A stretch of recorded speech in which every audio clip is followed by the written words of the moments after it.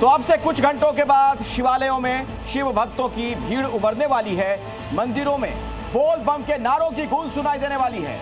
सनातनियों के इस महापर्व में किसी तरह का खलल ना पड़ने पाए, कोई विघ्न बाधा उनकी आस्था को खंडित ना कर सके, इसके लिए सीएम योगी ने पक्का इंतजाम कर लिया है। ऐसा शिव कवच तैयार किया है कि कोई कट्टरपंथी अगर उल्टी सीधी हरकत करने के बारे में सोचेगा भी तो उसे खौफनाक अंजाम भुगतना पड़ जाएगा।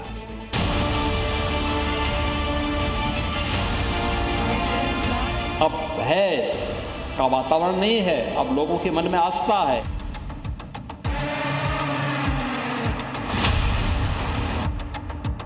कायदे से रहोगे तो फायदे में रहोगे, कानून कोई तोड़ेगा तो वह रास्ता सीधे जहन्नुम की तरफ ही लेके जाता है, कोई और की तरफ नहीं लेके जाता है। ये सिर्फ चेतावनी नहीं है, बल्कि एक लक्ष्मण रेखा है जिसे सनातनी महापर्व शिवरात्रि को लेकर सीएम योगी ने खींचा है। शिव भक्त पूरे उमंग और उल्लास के साथ अपने आराध्य का जलाभिषेक कर सकें, उनकी आराधना कर सकें, इसके लिए पूरा सुरक्षा तंत्र योगी ने एक्टिव कर दिया है। राजधानी लखनऊ में किस तरह के सुरक्षा इंतजाम हैं, देखिए। महाशिवरात्रि को लेकर प्रदेश भर के शिवालय तैयार हैं। बड़े मंदिरों में सुरक्षा के लिहाज से पुलिस की तरफ से अलर्ट भी जारी किया गया है कि यहाँ पर मेटल डिटेक्टर मंदिर के बाहर ही यहाँ पर लगा दिया गया है और बड़े बड़े सीसीटीवी कैमरेज जो है वो मंदिर के बाहर लगाए गए हैं। बड़ी संख्या में पुलिस फोर्स भी यहाँ पर तैनात की जाएगी। ड्रोन से पूरे इलाके की निगरानी की जाएगी। शिवरात्रि पर शिव भक्त शोभा यात्राएं निकालते हैं, मेले लगते हैं। इस दौरान कई बार शरारती तत्व पत्थरबाजी कर माहौल खराब करते हैं। माहौल खराब कर सनातनियों की आस्था को खंडित करने का काम करते हैं, लेकिन सीएम योगी ऐसे लोगों का इलाज जानते हैं। जो भी सुरक्षा में बाधक बनेगा, कानून को ठेंगा दिखाएगा, तो कानून उसको अपनी गिरफ्त में लेकर के ऐसी मजा चखाएगा कि उसकी आने वाली 7 पीढ़ियां तय करेंगी, याद करेंगे कि कानून को तोड़ने का अर्थ क्या होता है। सीएम योगी के कहे को धरातल पर उतारने के लिए उन्नाव में पुलिस महकमा अलर्ट नजर आया। अब से चंद घंटों के बाद शिवालयों पर शिव भक्तों का रेला उमड़ने वाला है। इसके लिए उन्नाव पुलिस अपनी तैयारियों को परखती नजर आई। हम लोग ऑलरेडी बहुत सतर्क हैं, सुरक्षा व्यवस्था हम अपनी सुनिश्चित कर रहे हैं। तो अभी ड्रोन से निगरानी कर रहे हैं, फिर इसके बाद हम फुट पेट्रोलिंग भी करेंगे और जो आवश्यक दिशा निर्देश हमें उच्च अधिकारियों से मिले हुए हैं वो हम लोगों को बताएंगे। जब हमारे श्रद्धालु मार्च कर रहे होंगे तो वो भी ड्रोन से हम पूरा यहाँ से कवरेज अपना बनाए रखेंगे। चाहे कुंभ मेला हो या फिर माघ मेला, दीपोत्सव हो या फिर रंगोत्सव, जन्माष्टमी हो या फिर महाशिवरात्रि, त्योहारों में उपद्रव ना हो, श्रद्धालुओं की सुरक्षा सुनिश्चित हो और भक्त बेखौफ होकर पर्व और त्योहार मना सके, इसके लिए योगी फोर्स जीरो टॉलरेंस पर काम करती है। और अगर माहौल बिगाड़ा गया तो दंगाइयों का इलाज भी अच्छे से होता है। महाशिवरात्रि के पर्व को लेकर एक बार फिर योगी फोर्स पूरी तरह मुस्तैद नजर आ रही है। उत्तर प्रदेश के मुख्यमंत्री योगी आदित्यनाथ ने महाशिवरात्रि को लेकर पुलिस को अलर्ट रहने के आदेश दिए हैं। जो शिवालय में भक्त आएंगे जलाभिषेक करने के लिए, उनके लिए बैरिकेडिंग बना के लाइनिंग बनाई गई है। वहीं जब वह मंदिर में प्रवेश करेंगे तो मंदिर में इसके बाद यहाँ मुख्य द्वार पर पुलिस बल तैनात रहेगा और वहीं मेटल डिटेक्टर आगे लगाया गया है। मंदिर में सुरक्षा को ध्यान में रखते हुए लगभग 700 पुलिस कर्मियों की तैनाती की गई है। जगह जगह पर योगी फोर्स अलर्ट है। दंगाइयों और अराजक तत्वों पर नजर रखी जा रही है। सीसीटीवी से निगरानी की जा रही है। ड्रोन से मंदिरों और शिवालयों के आसपास नजर रखी जा रही है। मतलब जमीन हो या फिर आसमान, हीला हवाली और कोताही जैसी चीजों का नामो निशान नहीं है। काशी विश्वनाथ मंदिर की तस्वीरें दिखाते हैं आपको, जहां एक तरफ श्रद्धालुओं की भारी भीड़ उमड़ने लगी है, वहीं सुरक्षा के लिहाज से चाक चौबंद इंतजाम किया गया है। अगर आप देखें तो यहाँ पर कमांडोज के अलावा सीआरपीएफ के जवानों की तैनाती है। हाथों में हथियारों से लैस ये सीआरपीएफ के जवान 24 घंटे मंदिर की सुरक्षा में तैनात हैं। वाराणसी हो या फिर गाजियाबाद, प्रयागराज हो या फिर हाथरस या फिर सहारनपुर, योगी ने शिव भक्तों का सुरक्षा कवच तैयार कर दिया है। अराजक तत्व अगर इसे भेदने की या फिर इसमें सेंध लगाने की कोशिश करेंगे तो उन्हें योगी फोर्स का तांडव देखने को मिलेगा। पुलिस की सुरक्षा व्यवस्था पूरी तरह से चाक चौबंद है। हमने निर्देशित किया है कि सभी शिव मंदिरों में और जो भी शिव बारातें और शोभा यात्रा उस दिन निकलेंगी, उसमें सुरक्षा का पूरी तरह से प्रबंध किया जाए। माघ मेले का समापन भी 15 फरवरी को हो रहा है, तो उस संबंध में भी हमने अलग अलग पॉइंट्स पर ड्यूटियां लगाई हुई हैं। कुल मिलाकर अब से चंद घंटों के बाद आस्था का मेला लगने वाला है और योगी फोर्स इस मेले को सकुशल संपन्न कराने के लिए कमर कस कर तैयार है। ताकि हर सनातनी अपने पर्व और त्योहार को पूरे उमंग और उल्लास के साथ मना सके, बेखौफ होकर अपने आराध्य की आराधना कर सके। ब्यूरो रिपोर्ट, जी मीडिया। महाशिवरात्रि से पहले यूपी के अमरोहा से एक ऐसी तस्वीर सामने आई जिसे देखकर सनातनी तो गदगद हो उठे, लेकिन कट्टरपंथियों के सीने पर सांप लोटने लगा। जानते हैं, इस तस्वीर में एक मुस्लिम महिला बुर्का पहनकर न सिर्फ कांवड़ यात्रा में शामिल हुई, बल्कि माथे पर तिलक और कंधे पर कांवड़ लेकर शिव भक्ति में डूबी नजर आई। बस फिर क्या था? बुर्के वाली शिव भक्त पर सनातनियों ने पुष्प वर्षा की। वो जहां से भी गुजरी उसे आशीर्वाद दिया, लेकिन ये सब कुछ कट्टरपंथियों को रास नहीं आया। आखिर क्यों? देखिए।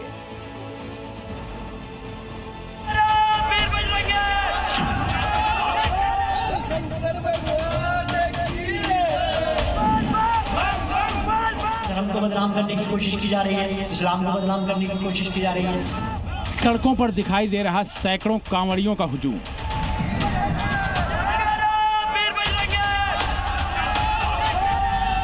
लेकिन शिव भक्तों की इस भीड़ में एक महिला भी नजर आ रही है जिसने बुर्का पहन रखा है।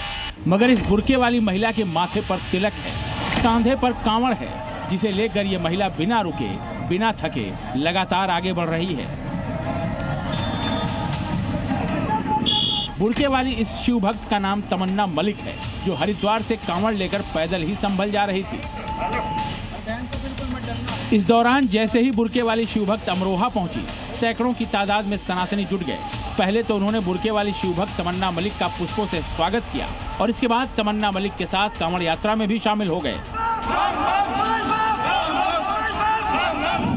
सड़क पर कांवड़ लेकर चलती बुर्के वाली शिव भक्त को देख हर कोई हैरान था।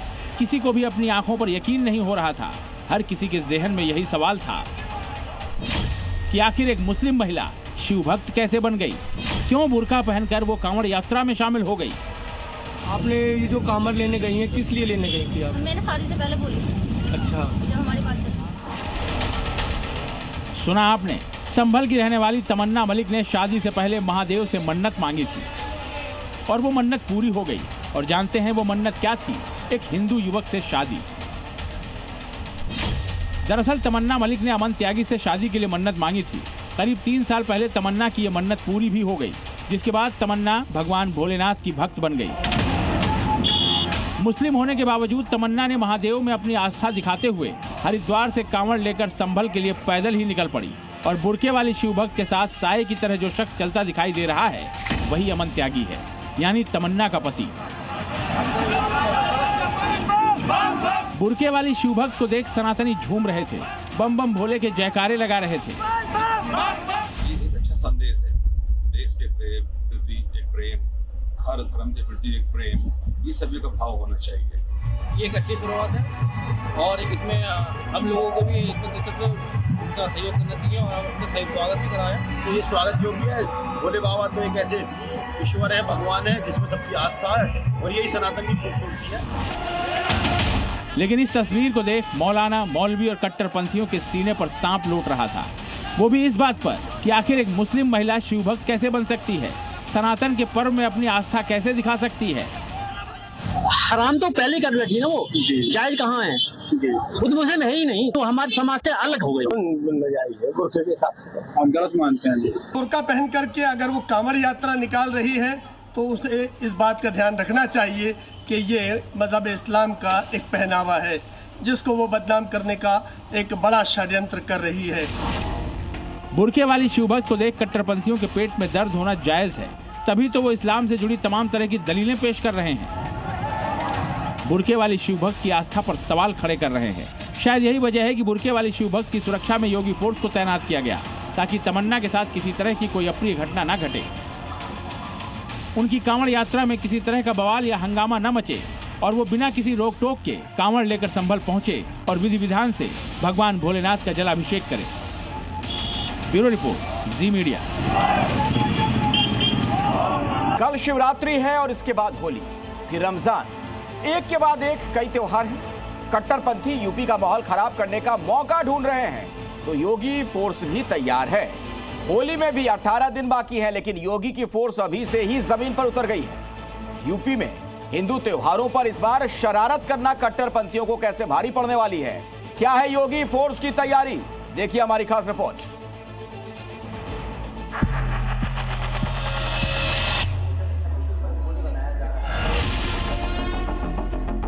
सड़क पर पुलिस का फ्लैग मार्च।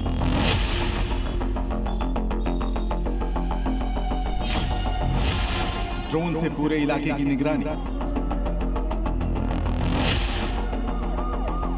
हर गली चौराहे पर योगी फोर्स तैनात।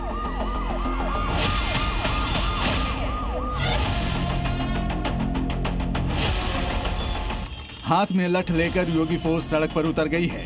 एक एक गली में योगी फोर्स मार्च कर रही है। मोहल्ले मोहल्ले में योगी फोर्स घूम रही है। ड्रोन से एक एक घर की निगरानी हो रही है। जांच हो रही है कि किसी छत पर पत्थर स्टोर करके तो नहीं रखे गए हैं।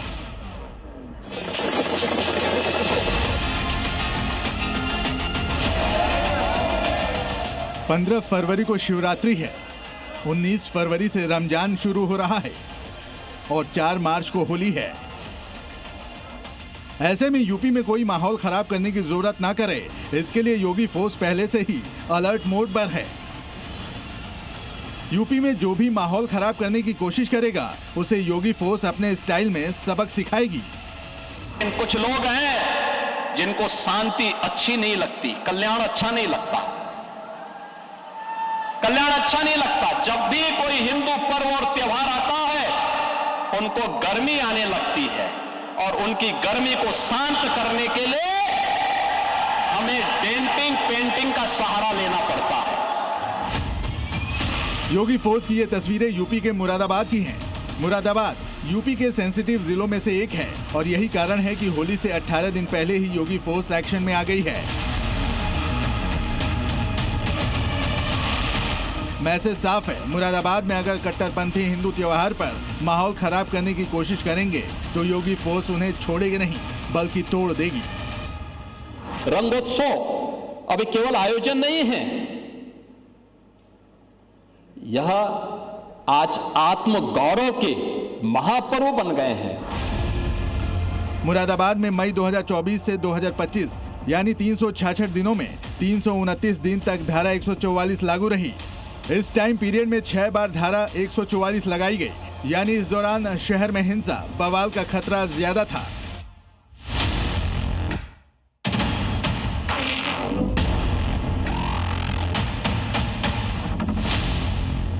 मुरादाबाद के आसपास बिजनौर, रामपुर, बदायूं, संभल और अमरोहा है। ये जिले भी सेंसिटिव लिस्ट में हैं और 2024 में हुए संभल दंगे को कौन भूल सकता है।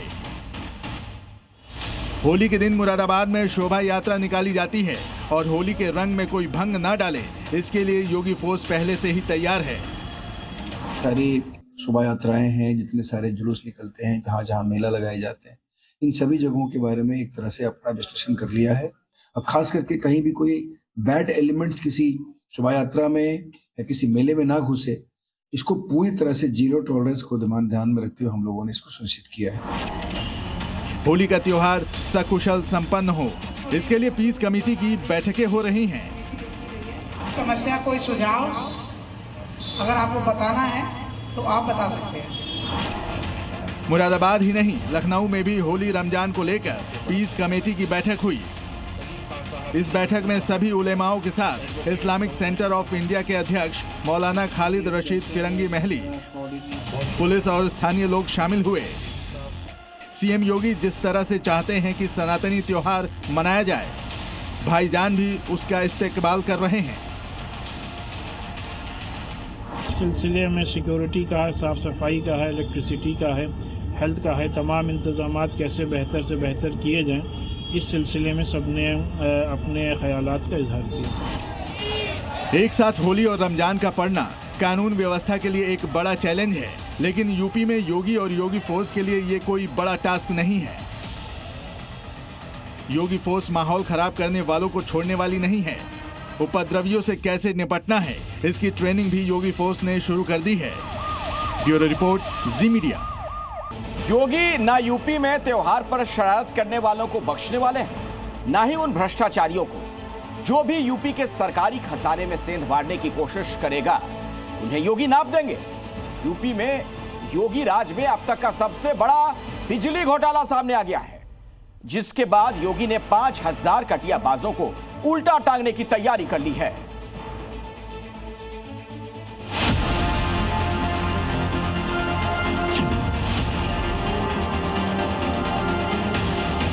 कटिया चोरी, बिजली चोरी कब से चल रहा है? ये तो खैर यहाँ पे बहुत टाइम से चल रहा है जो। और ये ओरिजिन आपको दिखाना बेहद ज़रूरी इसलिए है ताकि देखिए पूरा का पूरा मैकेनिज्म जो ऑपरेट होता है, इस तरह के अलग अलग पॉइंट्स बने हैं जहां से बिजली खुलेआम चोरी हो रही है। इस सरकार ने भ्रष्टाचार पर प्रहार किया है। उस पार से आते हैं, तार जोड़ के जाते हैं, दिन में भी आते हैं, रात में भी आते हैं। बस की हाइट और तार की हाइट बहुत ज्यादा डिफरेंस नहीं है। आपको ये तारों का मकड़ जाल, इसको देख के समझिए कि कितना बड़ा ये पूरा का पूरा नेक्सस है। ये अपने आप को बताता है कि कितनी बड़ी लापरवाही खुलेआम की जा रही है। भ्रष्टाचार और भ्रष्टाचारियों के प्रति भी सरकार की नीति जीरो टॉलरेंस की है। सरकार को चूना लगा रहे हैं, मतलब तार इधर को जा रहे हैं ये बता बस। आम लोगों को चूना लगा रहे हैं। कनेक्शन गया है पुस्ता उस पार डूब क्षेत्र में गया है। कब से देख रहे हैं आप? मैं तो सालों से देख रहा हूँ जी। तरह तरह के कटिया डाले हुए हैं, लाल, हरे, सफेद, पीले, काले, नीले। ये तार बेशक रंगीन हैं, लेकिन ये यूपी सरकार के खजाने को बदरंग करने का काम कर रहे हैं, क्योंकि बिजली की तारों पर ये कटिया वाले तार डले हैं। ईंटों से बांधकर कटियाबाजी की गई है। आप गिनती करते रह जाएंगे। मान के चलिए कि यहाँ पे तकरीबन 70 से 80 कनेक्शन इस खंबे से दिए गए हैं और इसी तरीके से 10 खंबे कुल यहाँ से लेकर आगे तक हैं, जहाँ पे हर खंबे से कहीं से 50 कनेक्शन, कहीं से 60 कनेक्शन, कहीं से 20 कनेक्शन और खुलेआम। यूपी में सबसे बड़ा बिजली घोटाला एक्सपोज हो गया है। कोई रोकने वाला क्या नहीं, जब जेई ने खुद ही कह दिया कि कटिया लगाएंगे उधर, तो फिर कौन रोकेगा जो है। हम लोगों ने मना भी किया था कि भैया हमारे इधर से तार मत ले जाओ, कहीं से भी ले जाओ, तो उधर से रुकवा के फिर तार जो है इधर से लेके जाने लगे। खंभे पर, बल्लियों पर, घर की छतों पर, हर तरफ बिजली की तारों पर कटिया लगी हुई है। ये तस्वीरें ग्रेटर नोएडा के सेक्टर 115 से महज 500 मीटर दूर सोरखा कॉलोनी की हैं। ये कॉलोनी हिंडन नदी के डूब क्षेत्र में बसी हुई है और यहाँ के करीब 5000 परिवार सरकारी खजाने को बिजली विभाग की मिलीभगत से चूना लगा रहे हैं। इसकी गवाही यहाँ रहने वाले स्थानीय भी दे रहे हैं। बता रहे हैं कि कैसे बिजली विभाग के कुछ कर्मचारी डूब क्षेत्र में बिजली सप्लाई से इनकार कर अपनी जेबें भर रहे हैं। उसमें भी पैसे ही लगते हैं, कोई 500 मांगता है, कोई 1000 मांगता है। तो ये कनेक्शन आपने कहाँ से लिया है इसका? अभी तो हमारे बगल वाले हैं ना, उनके इधर से चल रही मेरी लाइट।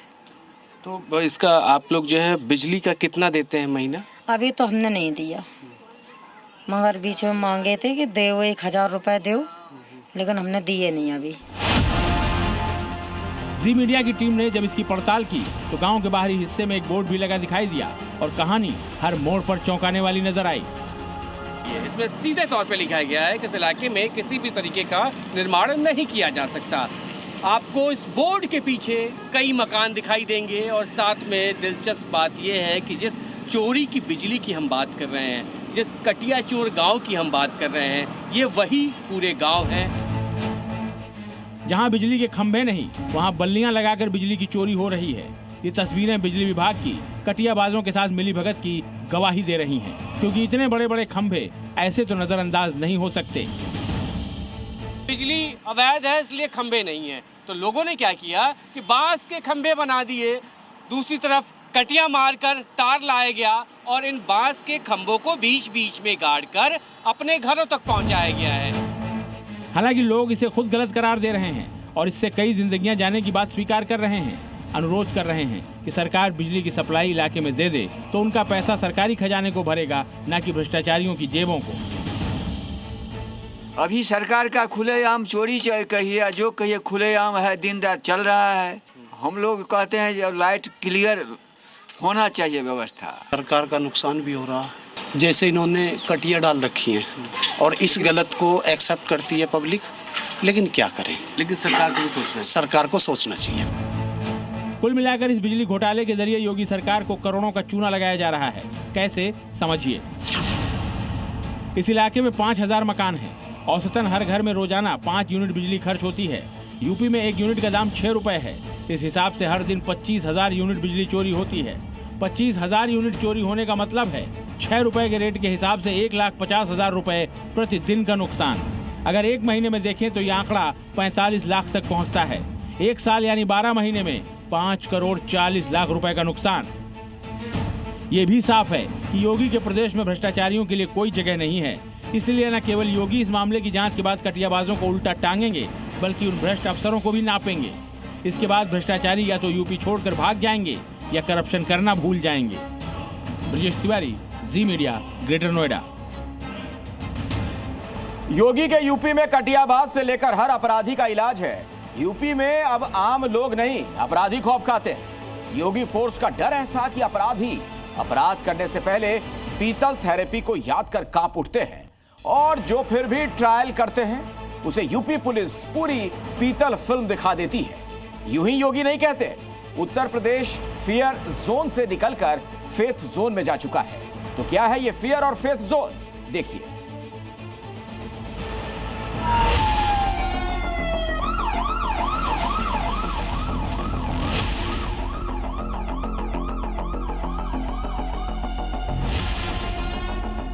सुदृढ़ कानून व्यवस्था ने उत्तर प्रदेश को फेयर जोन से एक फेथ जोन में बदला है।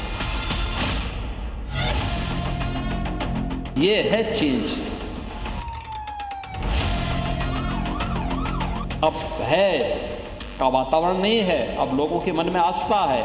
मूसा, अबू जैद, साजिद, राजू अली, फरमान, पांचों के पांचों गोकशी के आरोपी हैं और इन पांचों का हिसाब योगी फोर्स ने कर दिया है।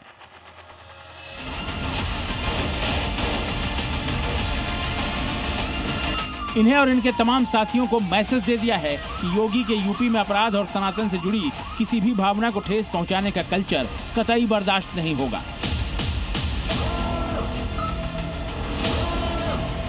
जो सनातन में पूजनीय है उसकी तरफ आंख उठाकर देखने वालों का हश्र क्या होता है, उसकी ये पांचों तस्वीरें गवाही दे रही हैं। ये सनातन धर्म में पूजनीय गौ माता के भक्षक बने हुए थे, लेकिन योगी फोर्स की निगाहें ऐसी टेढ़ी हुई कि ये सब के सब अपने पैरों पर अब खड़े होने लायक नहीं बचे हैं। सुदृढ़ कानून व्यवस्था ने उत्तर प्रदेश को फेयर जोन से एक फेथ जोन में बदला है। अब भय का वातावरण नहीं है, अब लोगों के मन में आस्था है। आपकी टीवी स्क्रीन पर गोकशी का आरोपी मूसा है, जिसका योगी की पुलिस ने हरदोई में एनकाउंटर किया है। पुलिस गिरफ्तार आरोपी मूसा को थाने ला रही थी, तभी मूसा ने एक पुलिसकर्मी की रिवॉल्वर छीन ली और जान से मारने की नीयत से ट्रिगर दबा दिया। जवाबी कार्रवाई में आरोपी के दाहिने पैर में गोली लगी। अभियुक्त को उपचार हेतु चिकित्सालय भेजा गया। अभियुक्त के विरुद्ध थाना कासिमपुर में पूर्व से 4 गंभीर अपराधों के अभियोग पंजीकृत हैं। अन्य आवश्यक वैधानिक कार्रवाई प्रचलित है। इसी तरह आजमगढ़ में गोकशी के आरोपी अबू जैद को पुलिस ने पीतल थेरेपी देकर लंगड़ा बना दिया। न केवल अबू जैद बल्कि यूपी के खाकी वर्दी वालों से अब्दुल्ला भी नहीं बच सका और उसके एक और साथी अनिल नोना का इलाज भी बाएं पैर में गोली मारकर कर दिया गया। अबू जैद अपने साथियों के साथ सुनसान जगहों पर गोवध करता था। उसके बाद उस मांस को ऊंचे दामों पर बेचा करता था। वो इतने शातिर तरीके से इस पूरी घटना को अंजाम देता था कि अवशेषों को या तो नदी नाले में फेंक देता था या फिर जमीन में गाड़कर साक्ष्य मिटा देता था। और तो और आरोपी पकड़े जाने के डर से बार बार अपनी जगह भी बदलता रहता था। आसपास की सीसीटीवी फुटेज, लोगों से पूछताछ आदि किया जा रहा था, जिसमें कल रात्रि में 3 गौ तस्करों को गिरफ्तार किया गया है। इनमें से 2 के पैर पर गोली लगी है और एक व्यक्ति को गिरफ्तार किया गया है। सहारनपुर में भी गोकशी के मामले में लंबे वक्त से वांछित चल रहा 25,000 का इनामी साजिद उर्फ रासू का योगी फोर्स ने बुलेट वाला इलाज कर दिया। पुलिस को साजिद के कब्जे से एक तमंचा, एक जिंदा कारतूस और मोटरसाइकिल बरामद हुई है। वर्तमान में जो थाना नौनाता पे गौवध अधिनियम के अंतर्गत वांछित चल रहा था, जिसके ऊपर 25,000 का इनाम भी घोषित किया गया है। साजिद के खिलाफ हरियाणा, उत्तराखंड और सहारनपुर के थानों में गोकशी, लूट और गैंगस्टर एक्ट सहित 1 दर्जन से भी ज्यादा मुकदमे दर्ज हैं। योगी की बुलेट थेरेपी का स्वाद फरमान ने भी चखा। जो निकला तो गोकशी की घटना को अंजाम देने के लिए था, लेकिन योगी फोर्स की मुस्तैदी से अपने मंसूबों में कामयाब नहीं हो पाया। इसके ऊपर पूर्व से भी आधा दर्जन से अधिक मुकदमे दर्ज हैं। आज भी यह गौकशी की घटना कारित करने के लिए, रैकी करने के लिए निकला हुआ था। इसके पास से अवैध तमंचा, कारतूस एवं गौवंश को बेहोश करने वाला इंजेक्शन सिरिंज भी बरामद हुआ है। योगी ने दिन में राज्य की सुदृढ़ कानून व्यवस्था का जिक्र किया और रात होते होते उनकी पुलिस फोर्स ने इसकी तस्वीर इन गोकशों को बुलेट थेरेपी देकर सबके सामने पेश कर दी। तभी तो योगी कहते हैं कि योगी का कल्चर बदल चुका है। यूपी फियर जोन से निकलकर फेथ जोन की ओर जा चुका है। ब्यूरो रिपोर्ट, जी मीडिया। यूपी में माफिया, बदमाश, अपराधी, दंगाइयों को पकड़ने का योगी का मॉडल सुपरहिट है और अब योगी मॉडल से आतंकी पकड़े जाएंगे। अपराध पर लगाम लगाने के लिए जो मॉडल योगी ने यूपी में लागू किया है, अब उसी मॉडल से जम्मू कश्मीर पुलिस आतंकी पकड़ेगी। तो सवाल यह है कि यह कैसे मुमकिन होगा? आपको दिखाते हैं यह खास रिपोर्ट।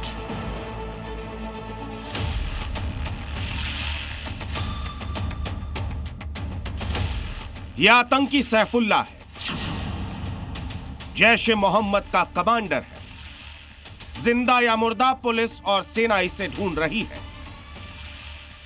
यह साल 2021 से घाटी में एक्टिव है, लेकिन अब योगी मॉडल से इस पर शिकंजा कसने की तैयारी है। आसिम मुनीर के इस सपोले को पकड़ने के लिए जम्मू कश्मीर पुलिस ने योगी मॉडल अपना लिया है।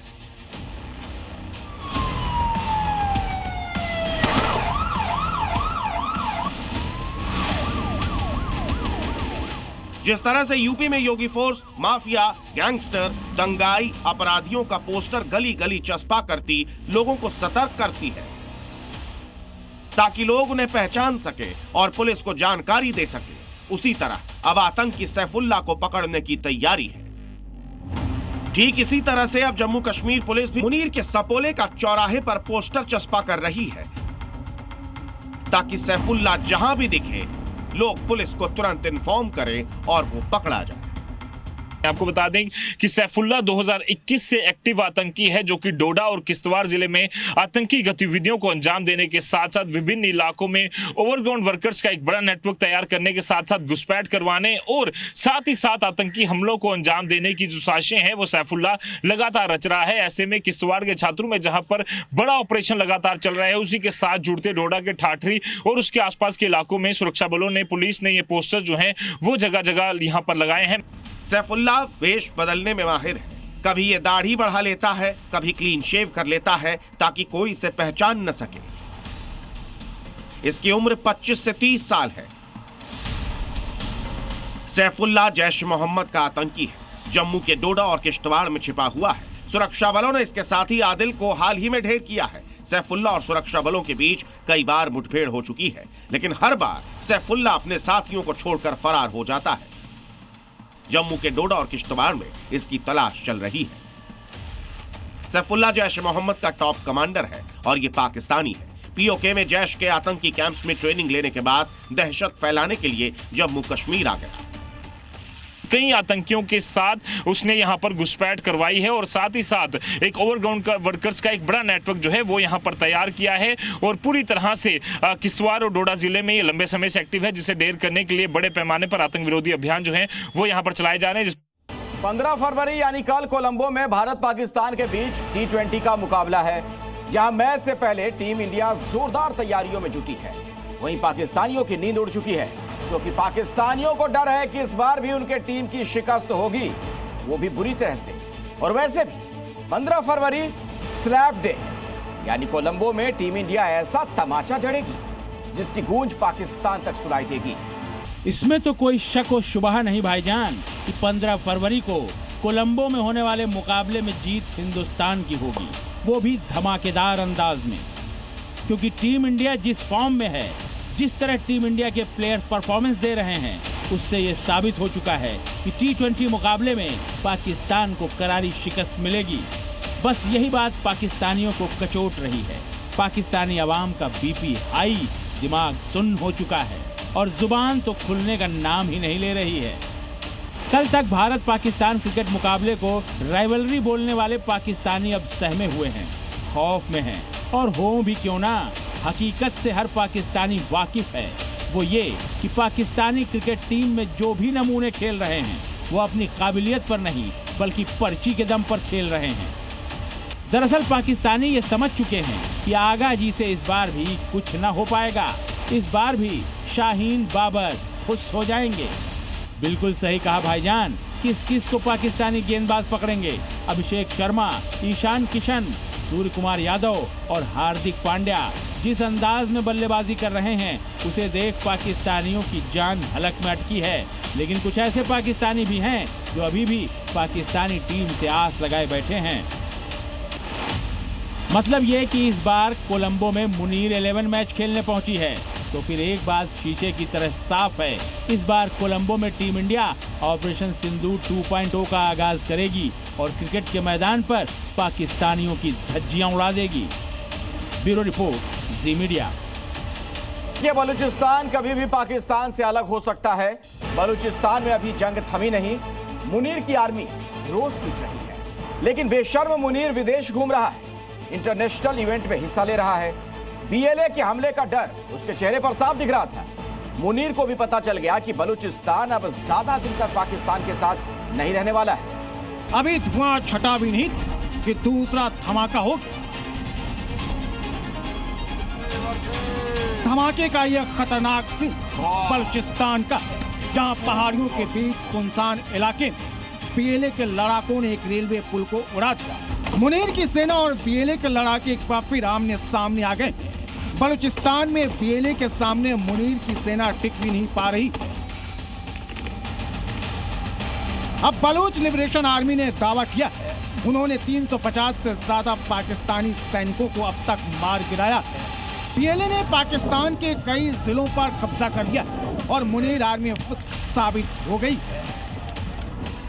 एक तरफ बीएलए वाले पाकिस्तानी सेना को पीट रहे, फौज मर रही, तो दूसरी तरफ आसिम मुनीर विदेश घूम रहा। इस वीडियो में मुनीर के चेहरे को देख बीएलए से लगातार पिटने के बाद उसका चेहरा लटका हुआ। मुनीर के चेहरे पर शर्मिंदगी साफ नजर आ रही।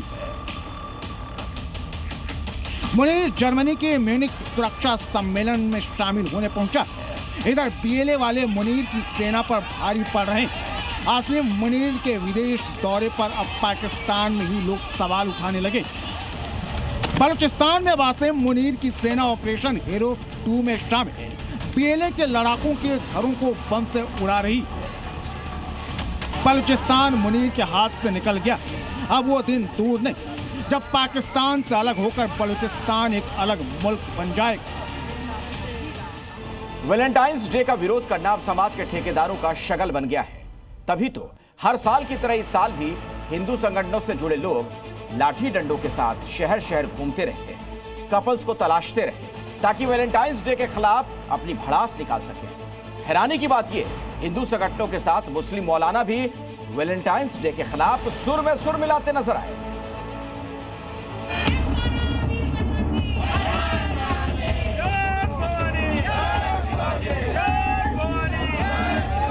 जहाँ मिलेंगे बाबू सोना, तोड़ेंगे उनका हम हर कोना कोना। जहाँ मिलेगा बंटी बबली, हम तोड़ेंगे उनकी हड्डी पसली। जहाँ मिलेंगे बंटी बबली, तोड़ देंगे हड्डी पसली। वैलेंटाइन डे मनाना बाहर सूरत नाजायज है, हराम है। हमारे लिए बेहुदा सभ्यता बिल्कुल भी बर्दाश्त नहीं की जाएगी। पर हम पाश्चात्य संस्कृति का कोई भी त्योहार मनने नहीं देंगे। कहीं लाठी डंडों की पूजा की जा रही है तो कहीं लाठी डंडों से लैस होकर पब्लिक प्लेस में कपल्स की तलाशी जारी है। कोई नारेबाजी के साथ बाइक रैली निकाल रहा है तो कोई पार्क में घूम रहे युवक युवतियों को हनुमान चालीसा बांट रहा है। इन तस्वीरों को देख यही सवाल खड़ा होता है कि आखिर समाज में इन तथाकथित ठेकेदारों को ये हक किसने दिया? आखिर कैसे ये लाठी डंडों के दम पर खुलेआम दादागिरी कर रहे हैं? आखिर क्यों कपल्स को डरा धमका रहे हैं? तो इसके पीछे की वजह है वैलेंटाइंस डे, जिसका विरोध देश के अलग अलग शहरों में हो रहा है।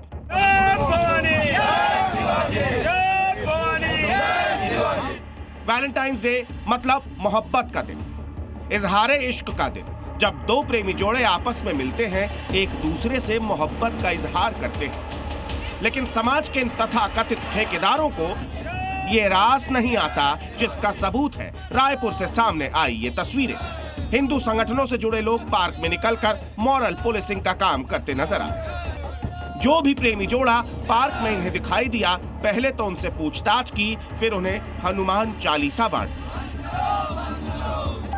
वहीं संभल में तो वैलेंटाइंस डे के विरोध में हिंदू संगठनों के दर्जनों कार्यकर्ताओं ने बाइक रैली निकाली और खुलेआम कपल्स को धमकी दे डाली। 14 फरवरी को वैलेंटाइन डे नामक एक बेहूदी सभ्यता जो शहर में फैल रही है, पूरे भारतवर्ष में ये फैला रही है। जबकि 14 फरवरी को पुलवामा में अटैक हुआ था, 44 हमारे सैन्य जवान शहीद हुए थे, उनकी याद में ये मनाना चाहिए। हम काला दिवस इसे मनाते हैं और बजरंग दल की तरफ से हम यही बोलना चाहते हैं कि जहां भी ये कपल्स बेहुदा सभ्यता फैला रहे हैं, वो चीज हमें बर्दाश्त नहीं करेंगे। बजरंग दल उनके लिए लठ लेकर तैयार खड़ा है।